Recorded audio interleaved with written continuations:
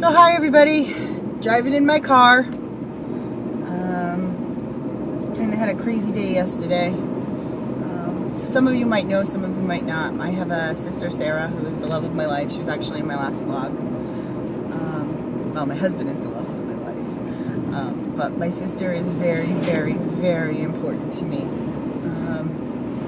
And I had to, usually on Wednesdays I have her come up to my place and I take care of her. And the reason I started bringing her up on Wednesdays to my house is because they were doing so many staffing changes at our program that there were people there that just weren't familiar with her. And I kind of felt like once a week it might be a good idea to kind of take her home and shower her and have her, she likes to spend time with the dog. She likes to spend time at my house.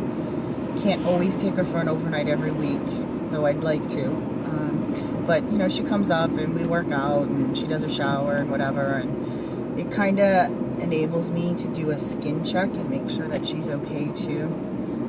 As of late, she's had a lot of bruises, and I can tell that she's not getting her treatments. Her skin's kind of a mess, and she's just a little bit of a mess. A couple weeks back, I had to call the state of Rhode Island and file a complaint because they keep claiming that her funding's been cut, though when I talk to the state says no, her funding hasn't been cut. But that's her residential program's rationale for dialing back supports and just not doing what they're supposed to be doing. And don't get me wrong, I'm not talking about the direct care staff. They do the best they can with what they have, but they're getting spread thinner and thinner where they're responsible for more and more people, and you just can't get it all done. Which is kind of going to be the theme is when I'm a nurse. So anyway, I found out, they were going to take away her overnights. She used to have a person that would sleep overnight there and then wake up in the morning and kind of help her get ready in the morning and do it in such a way that she wasn't stressed out.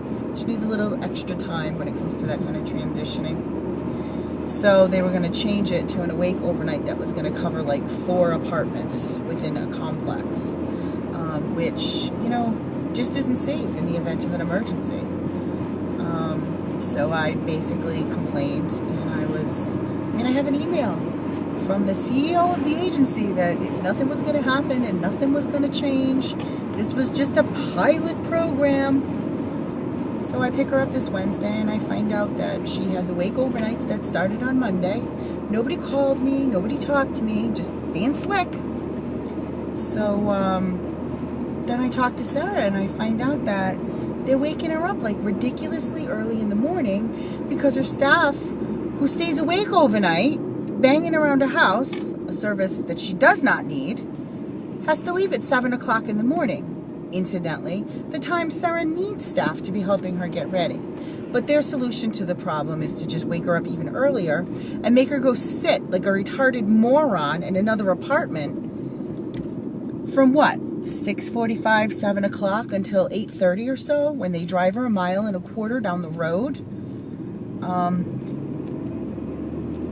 You know what? None of them would stand for that. But apparently that's problem solving. So, I talked to the residential director who, she's either completely incompetent or a fucking liar. And quite frankly, I don't need my sister to get hurt to determine which one. So, she's just clueless. She doesn't know why that was scheduled that way. And when I directly confronted her about the change in the overnight, she didn't know that it wasn't going to be changed. So apparently the CEO didn't communicate to her what he communicated, whatever. I'm just so disappointed in people. This residential director has a sister with a disability that wouldn't put up with this bullshit. And if she would, then shame on her. So anyway, that's the stuff I've been dealing with. I love my sister. Her entire life is in Warwick. Those social things are so important to her. So basically, I'm going to keep her at my house and drive her back and forth to her day program. I made arrangements to get all her medications. I'm going to go stop by her house and get some stuff. I think her lease is up pretty soon anyway, so we'll just end that. I've contacted a lawyer. I've contacted the state of Rhode Island. We're going to try and get her placed elsewhere.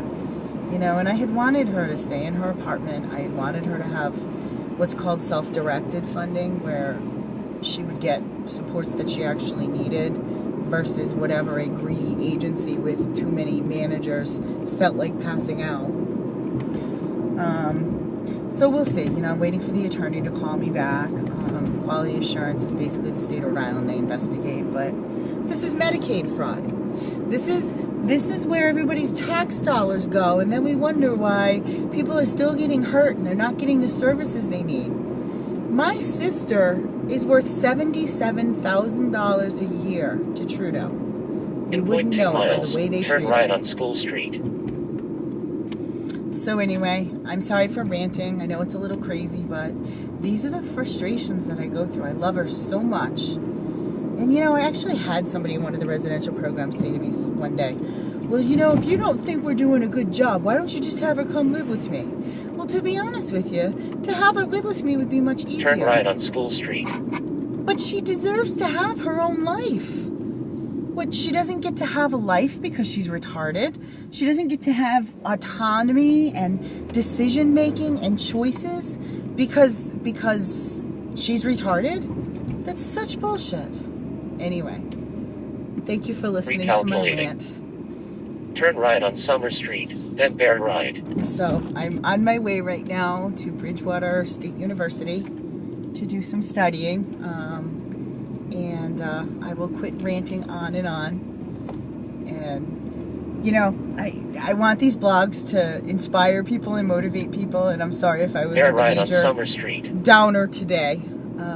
But I do feel much better. And because I did this, I probably won't eat 4,000 calories to compensate. So be well, everybody. Have a good day. And if my rants get too much, by all means, you're welcome to turn them off, because recalculating. I'm a firm believer in the fact that there's a fine line between vent and polluting somebody else's air. So, you know what? All I can really say is I really love my sister, and I really want to do what's right for her. And, you know, if you're ever in charge of programs and you're ever working with families and you're ever, you know, your decisions may make fiscal sense, but it doesn't mean that it's in the best interest of the people that you're serving. That's all I have to say.